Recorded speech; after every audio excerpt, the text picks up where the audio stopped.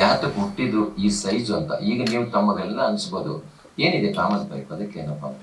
So ಅದಕ್ಕೆ ಬಗ್ಗೆ ನಾನು ತಿಳಿಸ್ತೀನಿ ದಯವಿಟ್ಟು. 2 ಬಿಟ್ಟಿತ್ತು 50 ವರ್ಷ ಹಿಂದೆ, 2 ಬಿಟ್ಟಿತ್ತು 6 ಇಂಚಿ 6.5 ಇಂಚಿ 2 ಬಿಟ್ಟು ಅಂತ ಬರ್ತಾ ಇತ್ತು. ಅದರ size 165 millimetre dimension, outer dimension. ಇನ್ನೊಂದು 175 ಔಟರ್ ಡೈಮೆನ್ಷನ್. ಅದ್ರ ಬಗ್ಗೆ ಹೇಳ್ತೀನಿ. ಫಸ್ಟ್ 165ರಿಂದ ಬಿಟ್ಟು ಹಾಕಿದಾಗ ಅದಕ್ಕೆ MS pipe BIS bureau of investigation ಅಲ್ಲಿ ಇತ್ತು, ಬೇರೆ ಅದರಲ್ಲಿ ಅದೇ ಅಪ್ರೂವಲ್ ಆಗಿದೆ. ಅದರಿಂದ MS ಪೈಪ್ ಹಾಕಿದಾಗ ಮೋಟರ್ಗೂ ಪೈಪ್ಗೂ ಗ್ಯಾಪ್ ತುಂಬಾ ಕಮ್ಮಿ ಇದೆ. ಆದರೆ ಈಗಿನ ಕಾಲ 1000 ಅಡಿ 1500 2000 ಅಡಿ ಹೋಗ್ತಾ ಇದೆ. ಈ 6 ಇಂಚು ಬಿಟ್ಟು ಹೋಗ್ತಾ ಇದ್ರೆ ಸೈಜ್ ಕಮ್ಮಿ ಆಗ್ತಾ ಹೋಗ್ತದೆ ಕೆಳಗಡೆ. ಏನಾದ್ರೂ ಮೋಟರ್ಗೂ ಅದು ಗ್ಯಾಪ್ ಕಮ್ಮಿ ಇರೋದಕ್ಕೆ ಎಲ್ಲಿ ಬೇಕಾದ್ರೂ ಮೋಟರ್ ಸಿಕ್ಕಾಕೊಳ್ಳಕ್ಕೆ ಅವಕಾಶ ಜಾಸ್ತಿ ಇದೆ. ಅಟ್ಲೀಸ್ಟ್ ಕೇಬಲ್ ಬರ್ಬೋದು, ಒಂದು ಕಲ್ಲು ಬರ್ಬೋದು, ಏನೇ ಬಂದರೂ ಸಿಕ್ಕಾಕೊಂತ ಇತ್ತು. ಆ ರೀತಿ ಹಲವಾರು ಸಾವಿರಾರು ಬೋರುಗಳು ಹಾಳಾಗ್ಬಿಟ್ಟಿದ್ದಾವೆ. ರೈತರಿಗೆ ಒಂದೇ ಒಂದು ಬೋರ್ ಸಿಗೋದು ಹಾಕೋಕ್ಕೂ ಸಿಗ್ತಾ ಇಲ್ಲ. ಅಂತಹ ಪರಿಸ್ಥಿತಿಗಳಲ್ಲಿ ನೀರಿದ್ದು ಬೋರು ಮೋಟರ್ ಸಿಕ್ಕಾಕೊಂಡು ಕಳ್ಕೊಂಡಿರೋದು ಜಾಸ್ತಿ ಇದ್ದಾರೆ.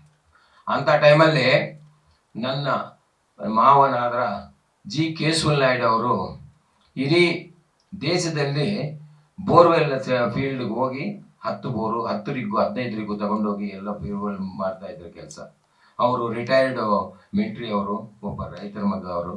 ಅವರು ನಾನು ಏನಾದರೂ ಮಾಡ್ಬೇಕು, ನಮ್ಮ ದೇಶಕ್ಕಾಗ್ಲಿ ನಮ್ಮ ಊರಿಗಾಗ್ಲಿ ಏನೋ ಮಾಡಲೇಬೇಕು ಅಂತ ಒಂದು ಆಸೆಯಿಂದ ಕೊನೆಗೆ ಈ ಬಿಟ್ಟಿಂದ ಯಾವ ತೊಂದರೆ ಬರ್ತಾ ಇದೆ, ಯಾಕೆ ಈ ತರ ಇದ್ದಾರೆ, ನಮ್ಗೆ ಅವಕಾಶ ಇದೆಯಲ್ಲ ಅಂತ ಹೇಳಿ 175 mm ಔಟರ್ ಓಡಿನು ಅವರೇ ಮಾಡಿದ್ದು. ಪೇಟೆಂಟ್ ಮಾಡಿದೀವಿ, ಕಾಪಿರೈಟ್ ಮಾಡಿದೀವಿ, ಡಿಸೈನ್ ಮಾಡಿದೀವಿ, ಟ್ರೇಡ್ ಮಾರ್ಕ್ ಎಲ್ಲ ನಾವೇ ಮಾಡ್ಕೊಂಡಿದ್ವಿ. 1999 ಅಲ್ಲಿ ಪೇಟೆಂಟ್ ಮಾಡಿರೋದು.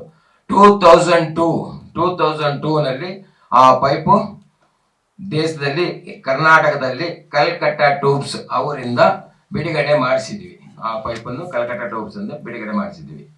ಆವತ್ತಿಂದ ಒಂದೊಂದು ಪೈಪು ತಗೊಂಡೋಗಿ ಮಾರಿ ಅಲ್ಲಿಂದ ಕಷ್ಟಪಟ್ಟು ಬಂದ ಮೇಲೆ ಆವಾಗ SM ಕೃಷ್ಣ ಮುಖ್ಯಮಂತ್ರಿಗಳಿದ್ರು. ಅವರು ಇರೋವಾಗ ಶ್ರೀ ವಿ ಮುನಿಯಪ್ಪ ಅವರು, ಶ್ರೀ ಕೊಲ್ಲಿವಾಡಿ ಇಬ್ಬರು ಮಿನಿಸ್ಟರ್ಗಳು 6.5 ಇಂಚು ಬಿಟ್ಟೇ ಹಾಕ್ಬೇಕು, ಬಳಸ್ಬೇಕು ಕರ್ನಾಟಕದಲ್ಲಿ, ಯಾವುದೇ ಮಾಡಬಾರ್ದು ಅಂತ ಕಾನೂನು ರೀತಿ ಅವರು ಒಂದು ಆರ್ಡರ್ ಮಾಡಿ ಪಾಸ್ ಮಾಡಿಬಿಟ್ರು.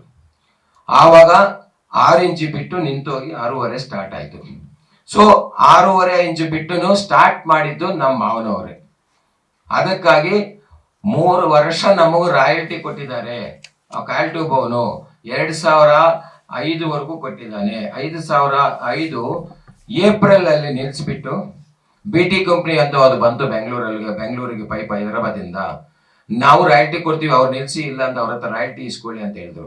ಆವಾಗ ಎಂತಾಯ್ತು, ಅದನ್ನು ಸೀಸ್ ಮಾಡಿಬಿಟ್ಟು ಆವಾಗ ಮಾನ್ಯ ಮುಖ್ಯಮಂತ್ರಿಗಳಾದ ಸಿದ್ದರಾಮಯ್ಯನವರು ಡೆಪ್ಯೂಟಿ CM ಆಗಿದ್ರು. ಆವಾಗ ನಿಲ್ಸಿದ್ರು. ಪೊಲೀಸ್ ಅವ್ರು ಯಾರೋ ಬಂದು ಯಾಕೆ ತಗೊಂಡು ಹೋಗ್ತಾ ಇದ್ರಿ ಪೈಪು, ಏನು ಉದ್ದೇಶ ಇದು ಅಂತ ನಿಲ್ಸಿದ್ರು.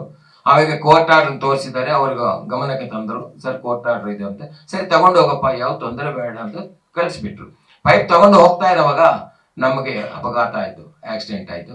ಅದರಲ್ಲಿ ಸರ್ಕಲ್ ಇನ್ಸ್ಪೆಕ್ಟ್ರು ASI ನಮ್ಮ ಕೋಬ್ರದರಾದ ಪಶುಪತಿ ಅನ್ನೋರು ಅಲ್ಲೇ ತೀರ್ಕೊಂಡ್ರು. ನಾನೇ ಅಲ್ಲಿದ್ದೆ. ನನಗೂ ತುಂಬಾ ಏಟುಗಳಾಗಿದೆ, ಸ್ಪೈನಲ್ ಕಾರ್ಡು. ನಾನು ನಡೆಯೋಕೆ 6 ವರ್ಷ ಆಯ್ತು, ಬೆಡ್ ಮೇಲೆ ಇದ್ದು ಬರೋಕೆ 6 ವರ್ಷ ಆಯ್ತು. ಅದಕ್ಕಾಗಿ ಅದು ಇಲ್ಲಿಗೂ ನಮ್ಗೆ ಅನುಮಾನ ಏನಂತಿದ್ರೆ ಆ ಕಂಪನಿಯವರೇ ಮಾಡಿಸಿರ್ಬೇಕು ಅಂತ ಈಗಲೂ ನನಗೆ ಅನುಮಾನ ಇದೆ. ಅದನ್ನ ಆಚೆ ಹೇಳೋಕು ತಮ್ಮೆಲ್ಲರಿಗೂ ಗೊತ್ತು. ಅದಕ್ಕೋಸ್ಕರ ಹಂಗೆ ಇಟ್ಬಿಟ್ಟಿದೀವಿ. ಅದೇ ಆಮೇಲೆ ಏನಾಯ್ತು, ಕೋರ್ಟ್ಗೆ ಹೋಗ್ಬಿಟ್ರು. ಕೋರ್ಟ್ಗೆ ಹೋಗಿ ಸುಮ್ಮನೆ ನಿಂತು ಹೋಗ್ಬಿಟ್ರು. ಮತ್ತು 2015 ನಮ್ಮ ಭೂಪತಿಗೆ ಮತ್ತು ಕಾಲ್ ಟ್ಯೂಬ್ ಅವ್ರನ್ನ ಸೀಸ್ ಮಾಡಿದ್ರು. 2015 ಸೀಸ್ ಮಾಡಿಬಿಟ್ಟು ಮತ್ತು ಏನೋ ಅವ್ರಿಗೆ ಮೋಸ ಮಾಡಿ ಅದು ಮಾಡಿಬಿಟ್ರು. ತಮಿಳ್ನಾಡವ್ರು ಬಂದು ಹಿಂದೇನು ಮಾಡೋದು ಅಂತ ಹೇಳಿ ದೌರ್ಜನ್ಯ ಮಾಡಿ ಓಡಿಸ್ಬಿಟ್ರು. ಅವನು ತಮಿಳ್ನಾಡು ಹೊರಟೋಗಿದ್ರು. ಆದ ನಂತರ ನಮಗೇನಾಯ್ತು, ಇನ್ನು ಎಲ್ಲ ಏನೂ ಇಲ್ಲ, ಈ ದೇಶದಲ್ಲಿ ನ್ಯಾಯ ಇಲ್ಲ, ಏನೂ ಇಲ್ಲ ಅಂತ ಸುಮ್ಮನೆ ಆಗ್ಬಿಟ್ರು. ಆದರೆ ನಾನು ಇಲ್ಲೇ ಕರ್ನಾಟಕದವನು, ಆಂಧ್ರನಲ್ಲಿ ಹುಟ್ಟಿದ್ರು, ಕರ್ನಾಟಕದಲ್ಲಿ ಅವ್ರಿಗೆ ಬೆಳೆದಿರೋದೇ ಇಲ್ಲ. ಅದಕ್ಕೋಸ್ಕರ ನಾನು ಮಾಡ್ತೀನಿ ಅಂತ ಹೇಳಿ ನಾನು ಇಸ್ಕೊಂಡು ಬಂದು ಕಾಪಿರೈಟ್ ಅಪ್ಲಿಕೇಶನ್ ನನ್ನ ಹೆಸರಲ್ಲಿ ಬಂತು. ಪೇಟೆಂಟು 20 years ಮುಗಿದೋಯ್ತು. ಕಾಪಿರೈಟಿಗೆ ಲೈಫ್ ಪ್ಲಸ್ 60 years ಇದೆ, ಅದನ್ನು ನನ್ನ ಹೆಸರಲ್ಲಿ ಬಂದು. ಮತ್ತು ಡಿಸೈನ್ ನಾನೇ ಮಾಡಿದೆ, ಡಿಸೈನು ನಾನು ಮಾಡ್ಕೊಂಡಿದ್ದೀನಿ. ಸದ್ಯಕ್ಕೆ ಎಲ್ಲ ನನ್ನ ಹೆಸರಲ್ಲಿ ಇದ್ಕೊಂಡು ನಾನು 6 ವರ್ಷ ಆಯಿತು, ನಾನು ಯಾರಿಗೂ ಗೊತ್ತಿಲ್ದಂಗೆ, ಯಾವ ಕಂಪ್ನಿಗೆ ಯಾರಿಗೂ ಗೊತ್ತಿಲ್ದಂಗೆ 6 ವರ್ಷ ಹಿಂದೆಯಿಂದ ಕಷ್ಟಪಟ್ಟು ಮಾಡಿ, ಈಗ ಕೊನೆಗೆ 2 ತಿಂಗಳ ಹಿಂದೆ ಸೂರ್ಯ ರೋಷಿಣಿ ಹಿಂದೂಪುರ ಅವರು ಕಂಪನಿಯ ಒಂದಿದೆ, ಅದನ್ನು ಹೋಗಿ ನಮ್ಮ ಗೌರ್ಮೆಂಟ್ ಇದು FIR ಹಾಕ್ಬಿಟ್ಟು ಪೊಲೀಸ್ ಸ್ಟೇಷನು, ಆಮೇಲೆ ಕೋರ್ಟಿಂದ ಆದೇಶ ತಗೊಂಡು ಸೀಸ್ ಮಾಡಿ, ಪಕ್ಕದಲ್ಲಿ ಹೈಟೆಕ್ ಇತ್ತಲ್ಲ ಅದನ್ನು ಸೀಸ್ ಮಾಡಿ, ಎರಡನ್ನೂ ಸೀಸ್ ಮಾಡಿದ ತಕ್ಷಣ ಅವ್ರು ಸ್ಟೇಕ್ ಹೋದ್ರು. ಅದು ಮಾಮೂಲಿ ಹೋಗ್ತಾರೆ, ನಾವು ಹೋಗಿದ್ದೀವಿ. ಅದು ಇನ್ನೊಂದು ತಪ್ಪು ಮಾಡಿದ್ದಾರೆ. ಅದೇನು ತಪ್ಪು ಮಾಡಿದ್ದಾರೆ ಅಂದರೆ ನೋಡಿ ಇದರಲ್ಲಿ ಸಹ ನೀವೆಲ್ಲರೂ ನನಗೆ ನ್ಯಾಯ ಮಾಡಬೇಕು. ಇಷ್ಟು ಬುಕ್ ಇದೆಯಲ್ಲ, ಇದರಲ್ಲಿ ಏನೂ ಇಲ್ಲ. ಇಲ್ಲಿವರೆಗೂ ಅವರು ಕಂಪನಿ ಬಗ್ಗೆ 52 ವರ್ಷ ನಮ್ಮ ಕಂಪನಿ ಇದೆ ಅಂತ ಅವ್ರ ಬಗ್ಗೆ ಹೇಳ್ಕೊಂಡಿದ್ದಾರೆ ಹೊರತು, ಈ ಪೈಪ್ ಹುಟ್ಟು 23 ವರ್ಷ ಆಗಿದೆ ಅಷ್ಟೇ ಹೊರತು 2002 ಪೈಪ್ ಸ್ಟಾರ್ಟ್ ಆಗಿರೋದು. ಅದಕ್ಕೆ ಮುಂಚೆ ಈ ಪೈಪ್ ಇದೆ, ಈ ಸೈಜ್ ಇಲ್ಲ. ಈ ಸೈಜ್ ಇಂದ ಅದಕ್ಕೋಸ್ಕರ ಅವರು ಈ ಕಾಪಿರೈಟ್ ಕ್ಯಾನ್ಸಲ್ ಮಾಡಿ ಅಂತ ಡೆಲ್ಲಿ ಹೈಕೋರ್ಟ್ ಅಲ್ಲಿ ಹಾಕೊಂಡಿದ್ದಾರೆ 1 ವಾರ ಹಿಂದೆ. ಆದ್ರೆ ಕಾಪಿರೈಟ್ ಕೊಟ್ಟೋದು ಸರ್ಕಾರ, ನಮ್ಮ ಸೆಂಟ್ರಲ್ ಗವರ್ಮೆಂಟ್. ಅದು ಇಂಟರ್ನ್ಯಾಷನಲ್ 186 ಕಂಟ್ರೀಸ್ ನಲ್ಲಿ I am eligible of the copyright owner. So design is 25 years, copyright is the life plus 60 years, patent is the only 20 years. So patent is expired. ಈ copyright ನಮ್ಮಲ್ಲಿದೆ, ಆ ಕಾಪಿರೈಟ್ಗೆ cancel ಮಾಡಿ ಅಂತ ಹೋಗಿದ್ದಾರೆ. ನಾವು ಕೇಳೋದು ಏನು ಇಲ್ಲ. ಇವಾಗ ಅವರು ಡೀಲರ್ ಇಟ್ಟಿರ್ತಾರೆ, ಡಿಸ್ಟ್ರಿಬ್ಯೂಟರ್ ಇಟ್ಟಿರ್ತಾರೆ, ಆಮೇಲೆ ಮೀಡಿಯೇಟರ್ಸ್ ಸೆಂಟ್ರಲ್ ಇರ್ತಾರೆ, ಆಮೇಲೆ ಆರ್ಗನೈಸೇಷನ್ ಇಟ್ಟಿರ್ತಾರೆ. ಇಷ್ಟು ಜನಕ್ಕೂ ದುಡ್ಡು ಕೊಡ್ತಾರೆ. ಕೊನೆಗೆ ನನಗೆ 1 kgಗೆ 50 ಪೈಸೆ 60 ಪೈಸೆ ಕೊಟ್ಟಿದ್ರೆ ನಾನು ಯಾಕೆ ತೊಂದರೆ ಕೊಡ್ತೀನಿ? ಆ 50 ಪೈಸೆ ಕೊಟ್ಟು ನನಗೆ ಮಾಡ್ಬೋದಲ್ಲ ಕೆಲಸ. ನಮ್ಮ ಹೊಟ್ಟೆ ಯಾಕೆ ಹೊಡಿಬೇಕು? ಈ ರೀತಿ ಎಲ್ಲ ಆಗಿದೆ ಸರ್. ಅದಾದ ನಂತರ ಇವಾಗ ನಮ್ಮ ಪೈಪಿಂದ ಮೋಟರ್ ಫ್ರೀಯಾಗಿ ಹೋಗಿ ಫ್ರೀಯಾಗಿ ಆಚೆ ಬರ್ತಾ ಇದೆ. ಸೊ ಜನ ಚೆನ್ನಾಗಿದ್ದಾರೆ, ರೈತರು ಚೆನ್ನಾಗಿದ್ದಾರೆ, ಇಂಡಸ್ಟ್ರಿ ಚೆನ್ನಾಗಿದೆ. ಗೌರ್ಮೆಂಟ್ ಬೋರ್ಸ್ ಹಳ್ಳಿಗಳೇ ಒಂದು ಬೋರ್ ನಿಂತೋಗಿದ್ರೆ 2 ತಿಂಗಳು 3 ತಿಂಗಳು ಸರಿ ಮಾಡೋಕ್ ಆಗ್ದಂಗೆ ತುಂಬಾ ಕಷ್ಟ ಬರ್ತಾ ಇದ್ದಾರೆ ನೀರಿಗೆ ಆವಾಗ ಅವರು ಚೆನ್ನಾಗಿದ್ದಾರೆ, ದೇಶನೇ ಚೆನ್ನಾಗಿದೆ. ಅದಕ್ಕೋಸ್ಕರ ನಾನು ಮಾಧ್ಯಮದಿಂದ ತಿಳಿಸೋದೇನೆಂದ್ರೆ, ನಮ್ಮ ಗೌರ್ಮೆಂಟು, ನಮ್ಮ ಕೇಂದ್ರ ಸರ್ಕಾರಕ್ಕೂ ನಮ್ಮ ರಾಜ್ಯ ಸರ್ಕಾರಕ್ಕೂ ಎಲ್ಲ ತಿಳಿಸ್ಬಿಟ್ಟು ಇದಕ್ಕೆ ಯಾವ ರೀತಿ ನ್ಯಾಯ ಮಾಡಬೇಕು ಆ ರೀತಿ ಮಾಡೋದು ಒಂದು ಒಳ್ಳೆಯದು. ಇದರಲ್ಲಿ ಇನ್ನೊಂದು ಏನಾಗ್ತಾ ಇದೆ, 20 ಅಡಿ ಉದ್ದ ನಾವು ಮಾಡಿದ್ದು ಫಸ್ಟ್ ನಾವೇ ಅಲ್ಲ. ಯಾವುದೇ ಆಗ್ಲಿ 2 ಇಂಚ್ ಪೈಪ್ ಆಗ್ಲಿ ಯಾವ್ದಾವ್ದು ನಿಮ್ಮ ಗಮನಕ್ಕೆ ಎಲ್ಲರಿಗೂ ಗೊತ್ತಿರ್ತದೆ, 20 feet ಇರೋದು ಲೆಂತ್. ಅದು ಕಾಮನ್ ಆಗಿ, ಅದೇನು ನಾನು ಹೊಸದಾಗಿ ಹೇಳಲ್ಲ. ಅದರಲ್ಲಿ ಇವ್ರು ಏನ್ ಮಾಡಿದ್ದಾರೆ ಬುದ್ಧಿವಂತರು, ಈಗ ಸ್ಟೇಟ್ ಆರ್ಗನೈಸೇಷನ್ ಮಾಡ್ತಾರಲ್ಲ ಕಂಪನಿಗೆ, ಅವ್ರು ಬುದ್ಧಿವಂತರು ಏನ್ ಮಾಡಿದ್ರೆ, ಸರ್ ಒಂದ್ ಕೆಲಸ ಮಾಡಿ, ಡೀಲರ್ಗೆ ಜಾಸ್ತಿ ದುಡ್ಡು ಬೇಕು, ಯಾಕಂದ್ರೆ ಅವರು ಮಾರ್ಬೇಕಲ್ವಾ, ನಾವೇನ್ ಮಾಡ್ಬೇಕು, ಒಂದು ಅರ್ಧ ಅಡಿ ಕಮ್ಮಿ ಮಾಡ್ಬಿಡ್ತೀವಿ, ಅರ್ಧ ಅಡಿ ಕಮ್ಮಿ ಮಾಡಿ ಟನ್ನೇಜ್ ಪ್ರಕಾರ ಕೊಡಿ, ನಿಮಗ್ ಟನ್ನೇಜ್ ಲಾಭ ಅವರಿಂದ ಕೊಡಿಸ್ತೀನಿ, ನಿಮಗ್ ಲಾಸ್ ಆಗಲ್ಲ. ಯಾವ್ದಕ್ಕೆ ಆಗ್ಲಿ ನಿಮ್ಗೆ ಟನ್ನೇಜ್ ಸೇಮ್ ರೇಟ್ ಬರ್ತದೆ, ಉದ್ದ ಕಮ್ಮಿ ಆದ್ರೆ ಅವ್ರು ಒಳ್ಳೇದು, ವೆಯ್ಟ್ ಕಮ್ಮಿ ಆಗ್ತದೆ, ಈಸಿಯಾಗಿ ಮಾಡ್ಕೊಂತಾರೆ ಅಂತ ಹೇಳಿ ಅವರು 54-58 ರೂಪಾಯಿ ಇವ್ರು ಕೊಟ್ಟರೆ ಡಿಸ್ಟ್ರಿಬ್ಯೂಟರ್ಸ್ಗೆ, ಅವ್ರು 1,000 ರೂಪಾಯಿ ಇಟ್ಕೊಂತಾರೆ. ಆಮೇಲೆ ಇವರು ಇಲ್ಲಿ ಡೀಲರ್ಸ್ಗೆ ಇನ್ನು 2 ರೂಪಾಯಿ, ಅವರು 500 ರೂಪಾಯಿ 600 ರೂಪಾಯಿ 1000 ರೂಪಾಯಿ ಎಷ್ಟಂದ್ರೆ ಅಷ್ಟಕ್ಕೆ ಮಾರ್ಬಿಡ್ತಾ ಇದ್ದಾರೆ ಸ್ವಾಮಿ. ಇದಕ್ಕೆ ಅಂತಾನೇ ಇಲ್ಲ, ಎಲ್ಲ ಮಾರ್ಬಿಡ್ತಾ ಇದೆ. ನಾವು 2002 ನಲ್ಲಿ 22,000 ಅಗ್ರಿಮೆಂಟ್ ಮಾಡ್ಕೊಂಡು ಕಾಲ್ಟೋಬ್ ಅವ್ರ ಹತ್ರ ನೀವು ಪೈಪ್ ಮಾತ್ರ ಕೊಡ್ಬೇಕು, ನೀವು ಎಲ್ಲಿ ಮಾರಬಾರ್ದು ಅಂತ ಕಾನೂನು ಪ್ರಕಾರ ನಾವು ಮಾಡ್ಕೊಂಡು ನಾವು ಪೈಪ್ ಮಾಡ್ತಾ ಇದೀವಿ. ನಾವು ಪೈಪ್ ಮಾಡ್ತಾ ಇದ್ರೆ ನಾವು ಬರೀ 50 ರೂಪಾಯಿ ಇಟ್ಕೊಂಡು ಮಾಡ್ತಾ ಇದೀವಿ ಅಷ್ಟೇ. 50 ರೂಪಾಯಿ ರೈತರಿಗೆ ಓಡೋಗ್ತಾ ಇದೆ. ಎಷ್ಟು ಚೆನ್ನಾಗಿತ್ತು ಗೊತ್ತಾ ಸ್ವಾಮಿ, ಅಷ್ಟು ನೀಟಾಗಿತ್ತು. ಅದನ್ನು ಇವರೆಲ್ಲ ಕೆಡಿಸ್ಬಿಟ್ರಿ. ಈಗ ಅದೊಂದು. ಇನ್ನೊಂದು, ಥಿಕ್ನೆಸ್ ಅಂತ ಬರ್ತದೆ, 2.5 ಇಂಚಸ್, 2 ಇಂಚಸ್, 2.9, 1.6, 1.8 ಈ ರೀತಿ ಥಿಕ್ನೆಸ್ ಅಂತ ಹೇಳ್ತಾರೆ. ಥಿಕ್ನೆಸ್ ಅಂತ ಹೇಳಿ ಅವರು ಮೋಸ ಮಾಡ್ತಾ ಇದ್ದಾರೆ. ಇಷ್ಟು ಹೇಳೋದು 1,200 ರೂಪಾಯಿ ಒಬ್ಬ ಡೀಲರ್ ತಗೊಂತಾ ಇದ್ದಾರೆ ರೈತರ ಹತ್ರ. ಕೊನೆಗೆ ಅಲ್ಲಿವರೆಗೂ ಕಷ್ಟ ಪಡ್ತಾ ಇದ್ದಾರೆ ರೈತರು. ಅದಕ್ಕಾಗಿ ಇನ್ನೊಂದು ಹೇಳೋದೇನಂದ್ರೆ, ಇದು ಮುಖ್ಯವಾದ ವಿಷಯ, ಈ ಕಂಪನಿಗಳು